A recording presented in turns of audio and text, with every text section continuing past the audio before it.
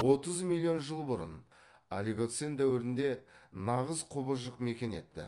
Өзінің алып массивті денесі, азу тістерімен қаруланған, жолына кездескеннің бәрін өз жеміне айналдырған қорқынышты қабан.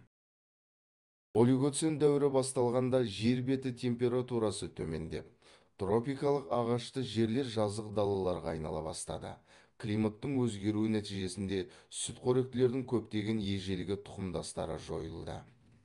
Олардың орнына жануарлардың жаңа түрлері, соның ішінде кейбір қазіргі сүтқоректі мүйізтұмсықтардың, жылқылардың, шошқалардың, түйелердің және қояндардың арғы тектері мекен етті. Жыртқыштар үшін де бұл бос кеңістікте аң аулау оңай болған жоқ.